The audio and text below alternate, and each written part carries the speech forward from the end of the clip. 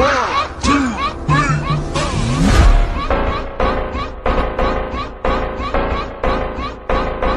मान लो कि ये वीडियो ही है, ये वीडियो कितनी देर की है, लगभग 35 मिनट की, और इसमें कितने एडजस्टमेंट कवर किए हमने, 7। अब 7 एडजस्टमेंट्स को कवर करने के लिए 35 मिनट लिए हैं, तो हर एक एडजस्टमेंट को हमने 5 मिनट दिए हैं। अब क्या एक एडजस्टमेंट 5 मिनट भी डिजर्व नहीं करती अगर समझाने की बात है तो? हवा हवाई थोड़ी ना, अकाउंट्स है यार, समझनी पड़ेगी। कोई मतलब वे आउट ही नहीं है, कोई वे आउट नहीं है कि इसको मैं हवा हवा में करा दूं, ये एडजस्टमेंट ऐसे होगी ऐसे होगी। एक्सप्लेन जब तक नहीं करूंगा आपको समझ में कैसे आएगा। Hello students, welcome back to the channel and your one and only accountancy. तो स्टूडेंट्स, हमारे सबसे महंगे चैप्टर की third and final video is here. ठीक है, तो आज की वीडियो में हम अपनी जो बची खुची एडजस्टमेंट्स हैं वो सारी की सारी आज खत्म कर देंगे। इसमें कोई दिक्कत, परेशानी, दुविधा, प्रॉब्लम हो तो कमेंट में लिख देना। ये मैं हर बार बोल रहा हूँ, सेम बात दोबारा से रिपीट करूंगा। कम्युनिकेशन करना पड़ेगा, आपको मुझसे, मुझे आपसे। ठीक है, कोई भी प्रॉब्लम हो रही है, अगर आपको कुछ भी कंटेंट में लग रहा है कि नहीं थोड़ा सा और अच्छे से एक्सप्लेन करना है, या नहीं अगर लग रहा है कि नहीं बेस्ट है, प्रॉपर है, तो आप कमेंट में लिख के बताओ ताकि थोड़ी मोटिवेशन मिले, हम उस पर काम करें। ठीक है, और क्वालिटी कंटेंट लेके आए। और अगर लग रहा है कि नहीं थोड़ा सा प्रॉब्लम है तो बताओ, उसको और इम्प्रोवाइज किया जाएगा। क्योंकि देखो फीडबैक तो हमें आपसे मिलेगा, अल्टीमेटली ये कॉन्टेंट किसके लिए, आपके लिए, है ना। तो अगर आपके लिए इतनी मेहनत कर रहे हैं, फ्री में कॉन्टेंट लेके आ रहे हैं, आपके लिए कर रहे हैं, अपने लिए कर रहे हैं।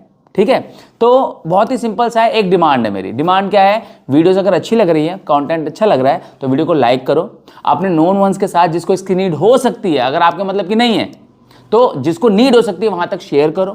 ठीक है, चैनल को सब्सक्राइब करो, बेल आइकन को प्रेस कर दो, सो दैट जो भी नोटिफिकेशंस है वो टाइमली बेसिस पर आपको मिलती रहे। ठीक है, तो इतना सा काम आपको करना है, और मैं ये डिमांड कर रहा हूं आपसे। बात समझ में आ रही है? अगर मैं इतना एफर्ट डाल रहा हूं, फ्री में कंटेंट लेके आ रहा हूं, तो ये मेरी आपसे डिमांड है। ठीक है, तो चलो अब बिना किसी देरी के फटाफट से शुरू करते हैं हमारी लास्ट वीडियो सबसे महंगे चैप्टर की। ठीक है, क्या है देखो, अगली हमारी 11th नंबर पे जो एडजस्टमेंट आती है वो है interest on capital. Interest on capital adjustment को समझने से पहले आपको ये जानना पड़ेगा भाई इंटरेस्ट ऑन कैपिटल क्या होता है। कैपिटल क्या होती है, मालिक का पैसा। तो इंटरेस्ट क्या होता है, उस पर देने वाला इंटरेस्ट। अब होता क्या है कि बिजनेस और उसका मालिक दो अलग अलग एग्जिस्टेंस है ना। तो बिजनेस में जो ओनर का पैसा होता है वो लायबिलिटी की तरह ट्रीट किया जाता है कि भाई बिजनेस में अपने मालिक से उधार लिया हुआ है, तो जब आप उधार लोगे तो आपको इंटरेस्ट पे करना पड़ेगा।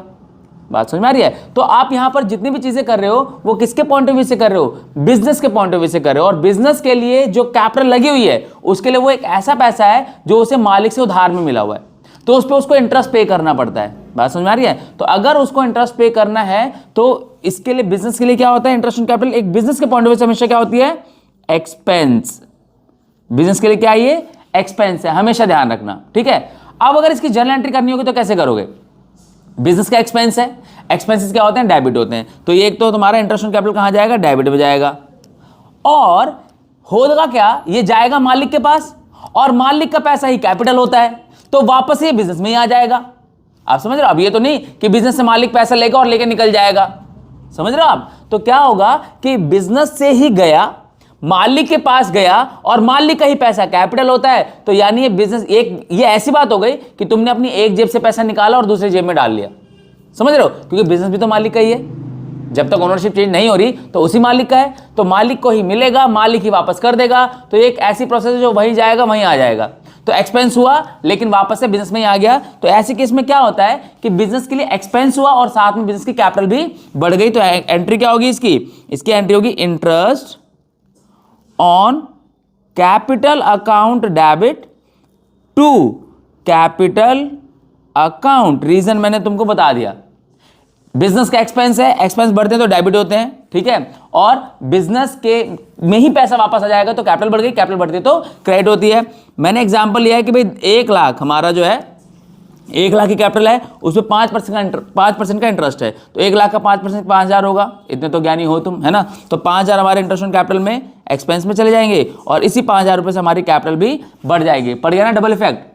लेकिन जब बात आएगी इसको एज एडजस्टमेंट ट्रीट करने के लिए, ट्रेडिंग पीएनएल बैलेंस शीट वाले अकाउंट्स में लेके जाने की, तब हम क्या करेंगे, ध्यान सुनना। सबसे पहले तो ये ट्रेडिंग में नहीं जाएगा, ये बात समझ लो। तो क्योंकि ट्रेडिंग एंड पीएनएल का जो हेड है वो एक साथ ही बनता है, तो उसके पीएनएल वाले पार्ट में जाएगा, ये बात ध्यान रखना। ठीक है, ये कंफ्यूज मत हो जाना यहाँ पे कि सर ट्रेडिंग एंड पीएनएल लिखा है, किस में डालना है, पीएनएल में डालना है। ये सिंपल है बहुत। ठीक है, तो क्या करेंगे यहाँ पर, टू इंटरेस्ट ऑन कैपिटल, जो 5,000 आए हैं वो 5,000 यहाँ पर चले जाएंगे डेबिट साइड में। अब ये एक ट्रीटमेंट हो गई, चला गया किस साइड गया, ये डेबिट साइड चला गया।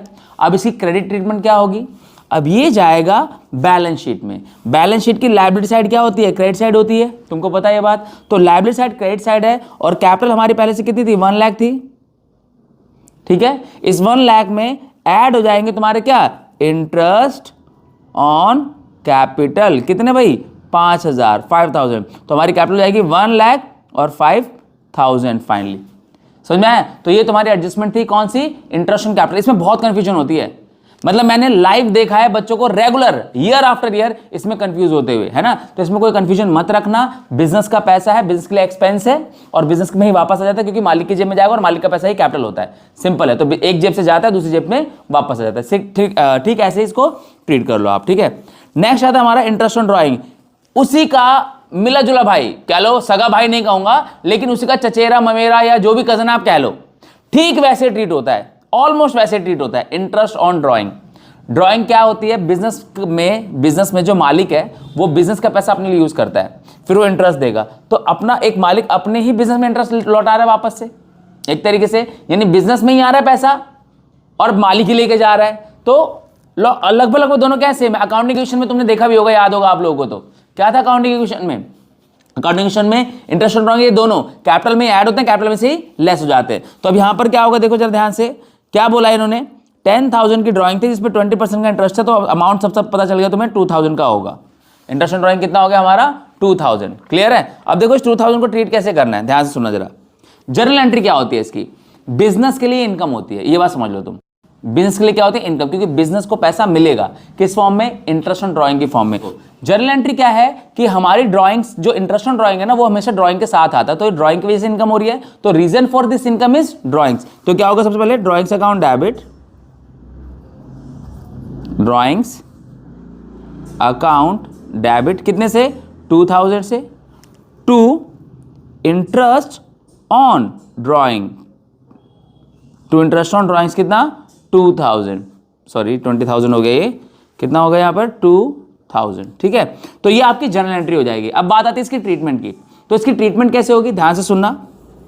देखो ट्रेडिंग एंड पीएनएल में, ट्रेडिंग में तो ये नहीं जाएगा, इसके पीएनएल वाले पार्ट में जाएगा, और पीएनएल वाले पार्ट में क्या होगा, इंटरेस्ट ऑन ड्राइंग। बिजनेस के लिए क्या है, ये इनकम है, समझ रहे हो। तो देखो दो तरीके हैं, एक तरीका तो आपके पास ये है कि आप यहां पर बाय इंटरेस्ट ऑन ड्राइंग दिखा दो,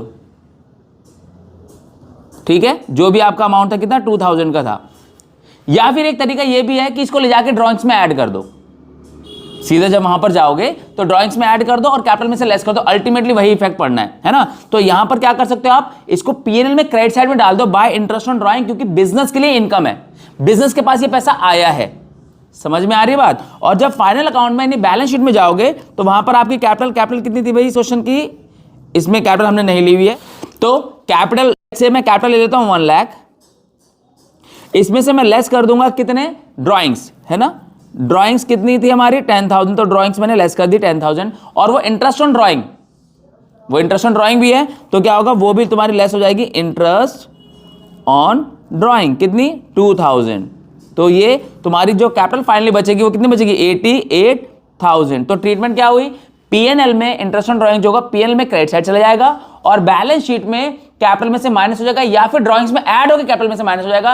अल्टीमेटली बात यही है, क्योंकि ये एट द एंड है किसका, ड्राइंग्स का पार्ट है, समझ में आ रही बात। तो ये आपके डबल इफेक्ट हो गए, क्लियर है। कैसे डबल इफेक्ट हुए, पीएनएल में क्रेडिट साइड गया 2,000, है ना, जो पीएनएल में क्रेडिट साइड गया तो क्रेडिट इफेक्ट हो गया, और जब ये ड्राइंग कैपिटल में से माइनस हुआ तो कैपिटल जब डिक्रीज होती है तो क्या होती है, डेबिट होती है। तो दोनों एस्पेक्ट आ गया, आपका डेबिट एस्पेक्ट भी आ गया और क्रेडिट एस्पेक्ट भी आ गया, ठीक है।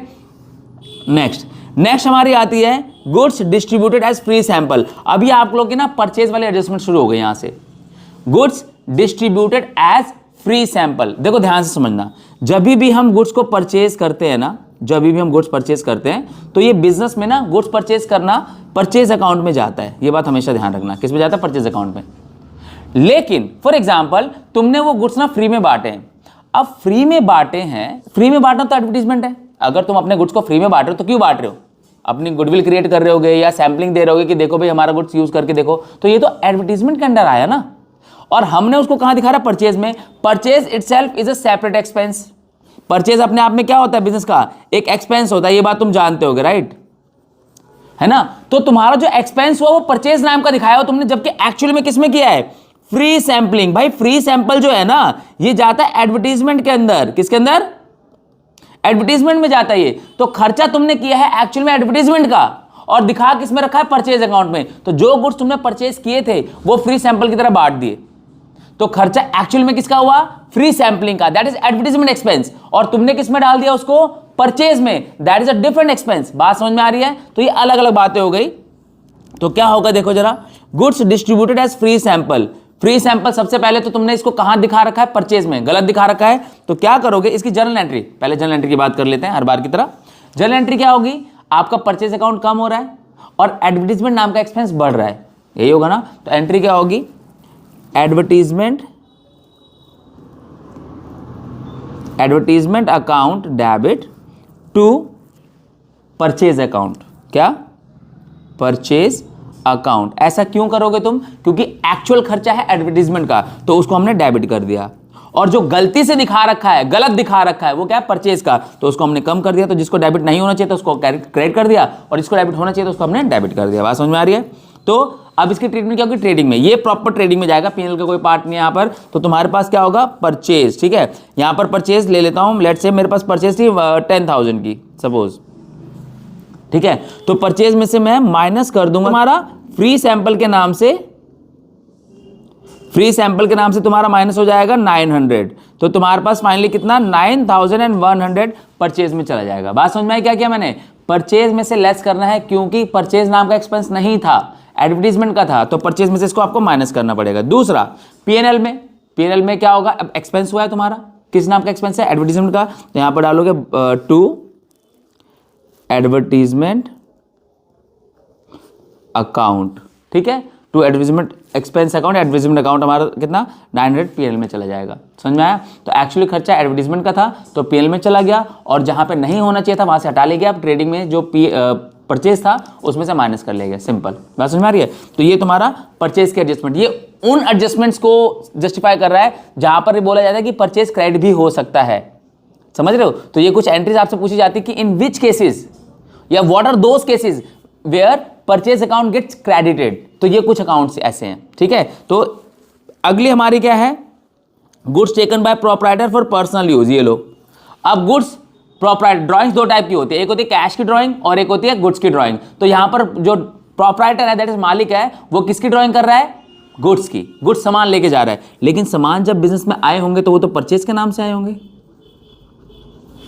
है ना। और उसने यूज किसके लिए किए, उसको खुद के लिए यूज किए हैं, तो वो किस में चले गए, वो ड्राइंग्स में चले गए, समझ रहे हो।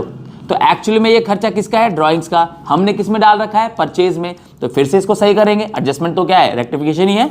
तो क्या करोगे तुम, 900 के गुड्स ना वो खुद लेके चला गया, अपने घर लेके चला गया, और जब खरीदे होंगे तो बोला होगा परचेज क्या है, बिजनेस के लिए, है ना। तो क्या होगा, फिर से वहां पर जर्नल एंट्री क्या होनी चाहिए, जर्नल एंट्री देख लेते हैं क्या है ये हमारी, ड्राइंग्स अकाउंट डेबिट, क्योंकि एक्चुअली हमारा जो खर्चा किसका हुआ है, ड्राइंग्स का हुआ है, कितना 900। Drawings account debit to purchase account, क्यों, क्योंकि परचेज में इसको गलती से दिखा रखा है तो उसको हटा लेंगे अब यहां से, समझ गए। तो यहां पर ड्राइंग्स नाम का एक्चुअल खर्चा डेबिट हो गया, और जो गलत खर्चा था, जो नहीं होना चाहिए था, उसको हमने क्रेडिट कर दिया। तो डेबिट एस्पेक्ट भी कवर हो गया और क्रेडिट एस्पेक्ट भी कवर हो गया, दोनों आ गए, ठीक है।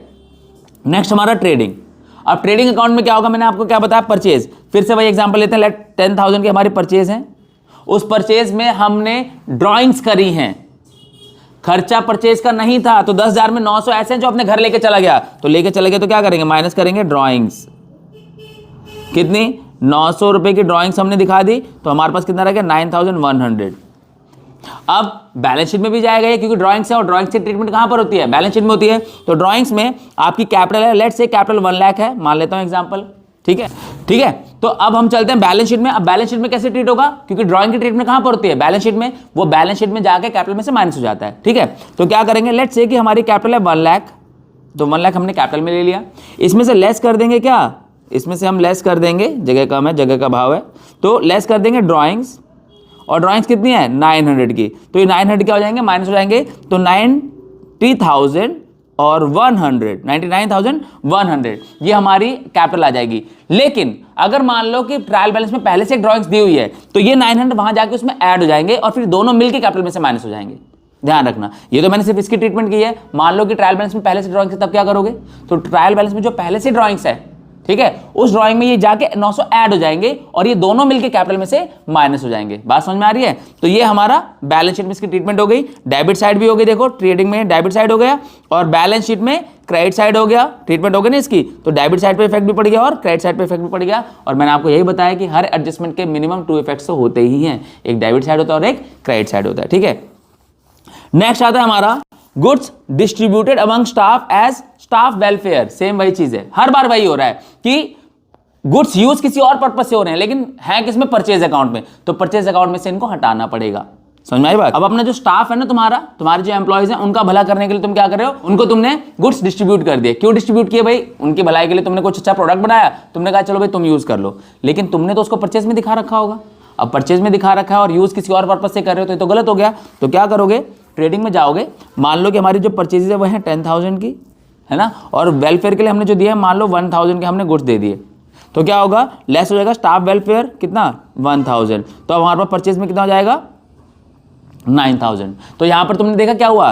डेबिट में से कम हुआ है, यानी कि ये इसकी क्या होगी? क्रेडिट की ट्रीटमेंट होगी एक तरीके से। डेबिट कम हुआ है ना भाई, डेबिट कम किससे होता है? क्रेडिट से होता है। तो ये इधर जो स्टाफ वेलफेयर है इसकी ट्रीटमेंट किस में हो गई? क्रेडिट में हो गई, यानी डेबिट कम हुआ है। अब यही चीज जब जाएगी पीएनएल में तो एक्चुअली में खर्चा किसका है? स्टाफ वेलफेयर का। तो पीएनएल में 1,000 रुपीज क्या हो जाएंगे? चले जाएंगे। तो वहां परचेज में से माइनस कर देने हैं, तो तुमने डेबिट को माइनस किया है और यहां पर तुमने डेबिट में दिखा दिया, तो वहां पर क्रेडिट हो गया और यहां पर डेबिट हो गया। दोनों इफेक्ट हो गए, एक तरफ कम हुआ और एक तरफ ज्यादा हो गया, तो डबल इफेक्ट हो गया, है ना। तो ये इसकी ट्रीटमेंट थी। नेक्स्ट हमारे आते हैं abnormal losses. Now this is something important है, थोड़ा सा इंपॉर्टेंट है, ध्यान से समझना। कोई दिक्कत परेशानी हो तो लिख देना, इसको एक्सप्लेन कर दिया जाएगा। और लेकिन मुझे लगता नहीं जरूरत पड़ेगी, जैसे मैं एक्सप्लेन करूंगा हर एक सिंगल चीज कवर हो जाएगी, समझ में भी आएगी। देखो एबनॉर्मल लॉस क्या होता है? एबनॉर्मल लॉस होता है the loss which you were not expecting to incurred but is incurred.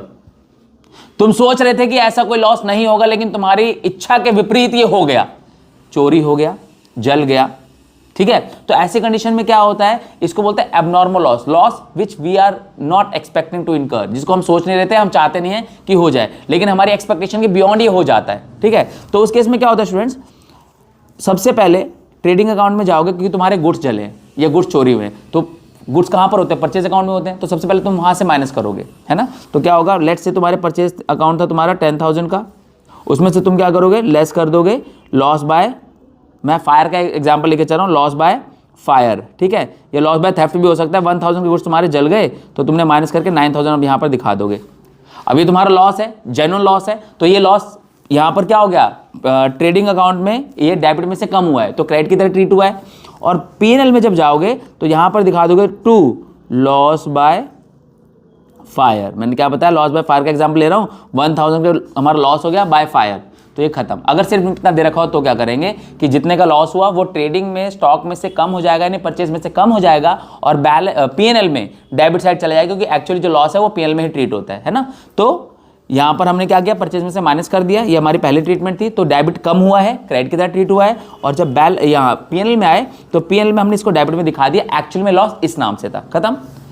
अगर ये गुड्स इंश्योर्ड होते, अब अगली बात आ गई, अगर ये गुड्स इंश्योर्ड होते, मान लो जो मैंने आपको एग्जांपल दिया कि हमारे जो लॉस हुआ वो हुआ 1,000 का, और इंश्योरेंस कंपनी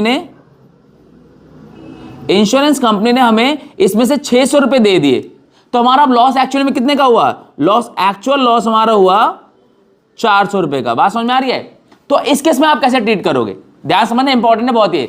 अगर आपका लॉस हुआ 1,000 रुपए का, लेकिन इंश्योरेंस कंपनी ने तुमको 600 रुपए दे दिए, तो तुम्हारी जेब से एक्चुअल में कितना गया? 400 रुपए। देखो कैसे ट्रीट होगा, ध्यान से सुनना। सबसे पहले तुम्हारे गुड्स तो 1,000 के जल गए, तो परचेज अकाउंट में तो तुम सीधे सीधे दिखा दोगे, परचेज तुम्हारे 10,000 के थे, मैंने बताया भी ऊपर, उसमें से तुम माइनस कर दोगे लॉस बाय फायर, कितना? 1,000, क्योंकि परचेज में से तो पूरे 1,000 माइनस हो जाएंगे, यहां तुम्हारे 9,000 बच गए।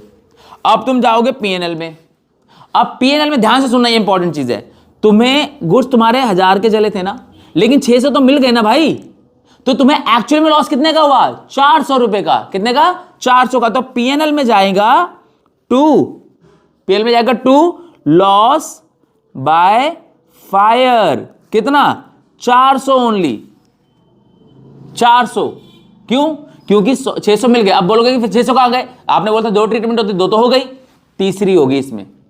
मिनिमम 2 बोले थे मैंने, तो there are some special entries जहां पे तीनों ट्रीटमेंट होती है, तीनों अकाउंट में इफेक्ट पड़ता है इसका। तो तीसरा क्या होगा? इंश्योरेंस कंपनी ने 600 रुपए दिए भी तो हैं, उसको नहीं दिखाओगे क्या?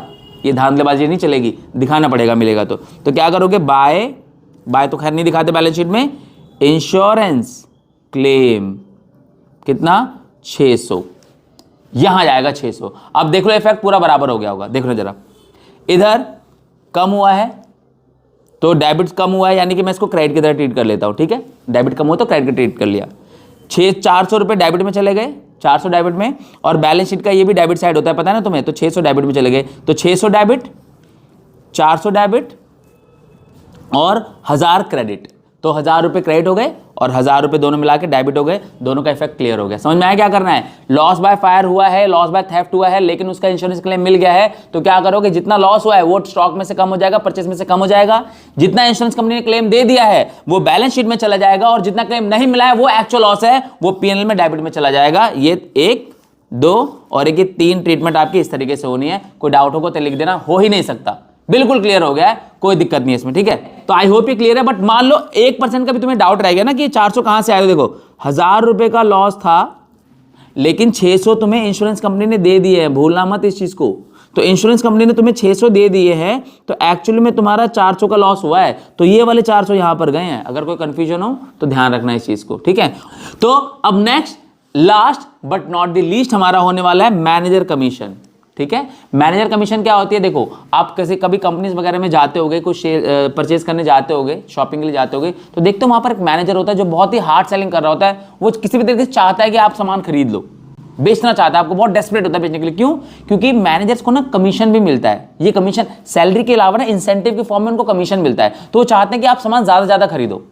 And this is how companies promote, this how company provoke their employees कि भाई और सेल करो, जितना सेल करोगे उतना इंसेंटिव मिलेगा, उतना कमीशन मिलेगा, तो वो और ज्यादा एंथुसियास्टिक होकर काम कर सकते हैं, है ना। तो मैनेजर कमीशन ये होता है। अब मैनेजर कमीशन 2 तरीके से होती है, एक बिफोर, एक आफ्टर। यानी ये टर्म्स याद करो, कंफ्यूज मत होना, बस टर्म्स याद करो, ज्यादा डिटेल में जाओगे कंफ्यूज हो जाओगे, सिंपली समझना।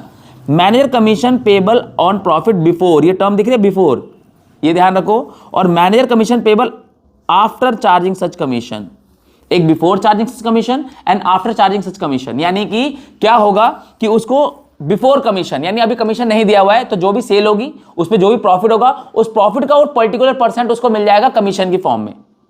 प्रॉफिट का पर्टिकुलर परसेंटेज उसको मिल जाएगा प्रॉफिट की फॉर्म में, बस कमीशन की फॉर्म में। तो क्या होता है कि जो भी उसका प्रॉफिट हुआ, मान लेते हैं कि 10,000 का प्रॉफिट हुआ, ठीक है, और 10,000 के प्रॉफिट में उसको क्या होगा, 10,000 का 10% कमीशन क्या है, मान लेते हैं जो कमीशन है वो है 10%, ठीक है। और जो प्रॉफिट है वो है, मान लो तुम अपना 11,000 लेके चलता हूं, चलो ठीक है, 11,000। अब क्या होगा, 11,000 के प्रॉफिट पे, अब मैं इसको अगर ट्रीट करूंगा तो कैसे ट्रीट करूंगा, देखना ध्यान से जरा। 11,000 का मुझे प्रॉफिट हुआ, कंपनी को हुआ, उस पे मैनेजर को कमीशन देना है, तो कितना कमीशन दोगे, 11,000 11,000 इंटू रेट अपॉन में 100, यानी कितना, 10 अपॉन में 100, यानी 1100 रुपए आ जाएगा कमीशन इस केस में।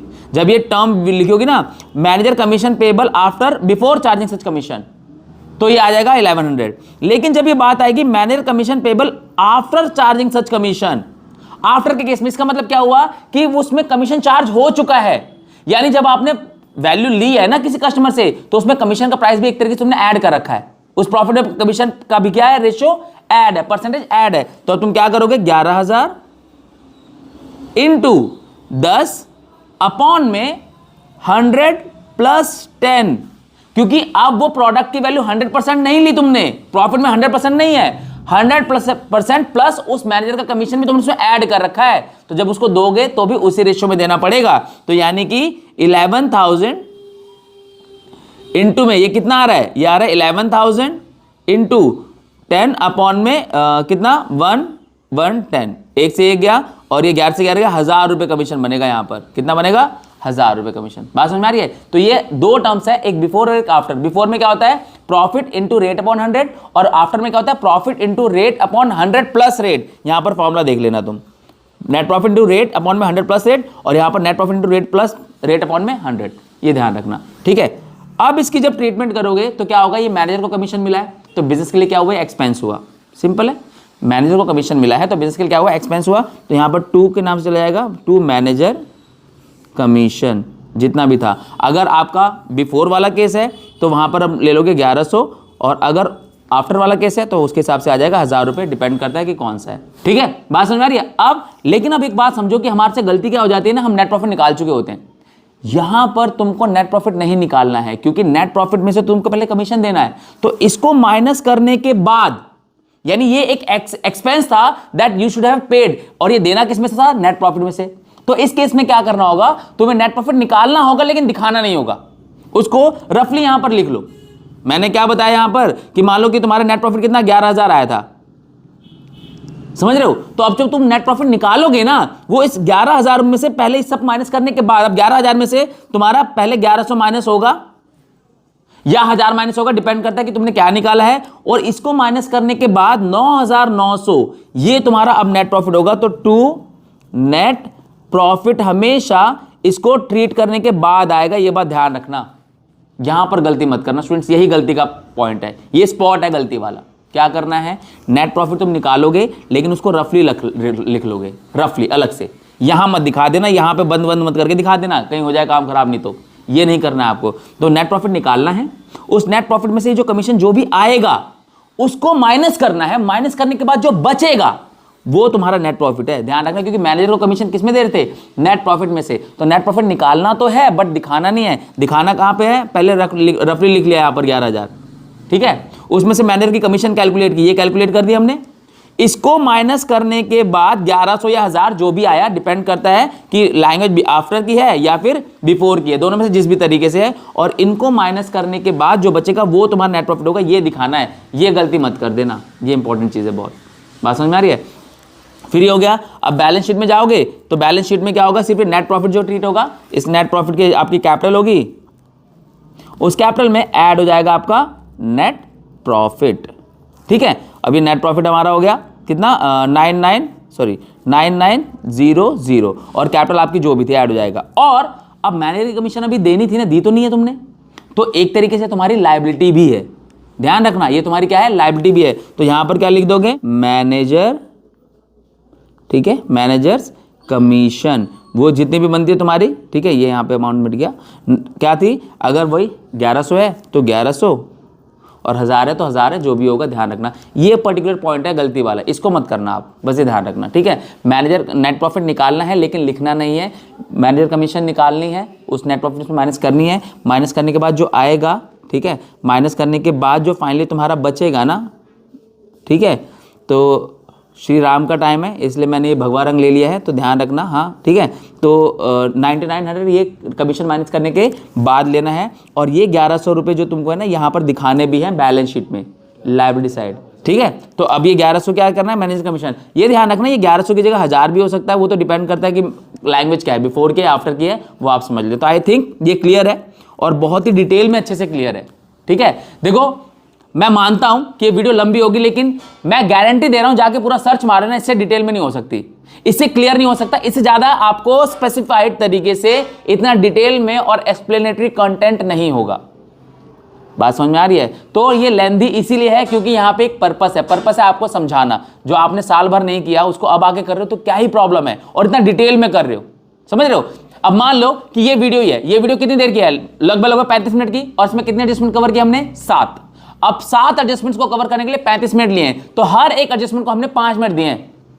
अब क्या एक एडजस्टमेंट 5 मिनट भी डिजर्व नहीं करती? अगर समझाने की बात है तो हवा हवाई थोड़ी ना, अकाउंट्स है यार, समझनी पड़ेगी। कोई मतलब वे आउट ही नहीं है, कोई वे आउट नहीं है कि इसको मैं हवा हवा में करा दूं, ये एडजस्टमेंट ऐसे होगी ऐसे होगी। एक्सप्लेन जब तक नहीं करूंगा आपको समझ में कैसे आएगा? तो समझाने के लिए एक्सप्लेन करना जरूरी है, और एक्सप्लेनेशन टेक्स टाइम। जल्दबाजी में मत रहो, समझने के लिए जाओ। ये आप अच्छे से देख लो ना वीडियो को 1-2 बार, तो 1-2 बार में आपको दोबारा कहीं भी और से पढ़ने की जरूरत नहीं पड़ेगी। इट्स जस्ट दैट कि कम्युनिकेट करते रहना, और इसको आपको सीरियस होकर, फोकस होकर, एकांत में हेडफोन लगा के पढ़ना पड़ेगा, देखना पड़ेगा, और थोड़ी प्रैक्टिस करनी पड़ेगी। ऐसा नहीं कि बस एक बार देखा और हो गया, ऐसा होगा नहीं, ऐसा होता भी नहीं है, समझ लो। अकाउंट्स है, प्रैक्टिकल सब्जेक्ट है, डिमांड तो करेगा ना आपसे थोड़ी प्रैक्टिस, अब इतना भी नहीं डिमांड करेगा तुमसे तो क्या फायदा फिर, समझ रहे हो। तो ये आई थिंक ये क्लियर है आप लोगों को, बहुत ही डिटेल में बनी है। बाकी जो दूसरी चीजें हैं उसके लिए देखो साथ में आपको यहाँ पे इंस्टाग्राम का जो हमारा हैंडल दिख रहा होगा, इस पर जाकर हमें डीएम करना, फॉलो करो, जाके डीएम करो नोट्स डीएम करते ही तुम्हें एक ऑटोमेटेड लिंक मिल जाएगी, उस लिंक के थ्रू हमें रिक्वेस्ट भेजना और एक ड्राइव ओपन हो जाएगा, ड्राइव की लिंक है वो ड्राइव ओपन हो जाएगा, वहां पर फ्री में नोट्स पड़े हुए हैं, तो जाके वहां से इसकी जो भी आपको हेल्प चाहिए नोट्स के थ्रू वो वहां से फ्री में अवेलेबल है, जाके वहां से लिंक ले लो, कोई दिक्कत वाली बात नहीं है। बात समझ में आ रही है। तो आई थिंक ये चैप्टर आपको बहुत अच्छे से क्लियर है। कोई प्रॉब्लम हो, कोई दिक्कत हो, कोई परेशानी हो, कोई दुविधा हो तो कमेंट में लिखो, कमेंट करते रहो, कम्युनिकेट करते रहो, मोटिवेशन बना रहता है यार, ठीक है। तो ये चैप्टर हो गया है, तीनों वीडियो सबसे महंगा चैप्टर कंप्लीट हो गया है। मिलते हैं अगली वीडियो में किसी अगले टॉपिक के साथ, और अगर कोई टॉपिक आपका है, कोई चैप्टर आपका है जिसमें आपको मुझे बताना है तो कमेंट में लिख दो, उसके ऊपर भी वीडियो आ जाएगी, कोई दिक्कत वाली बात नहीं है। तो मिलते हैं अगली वीडियो में एक अगले टॉपिक के साथ। Till then take care of yourself. This is Pankaj Rai signing out.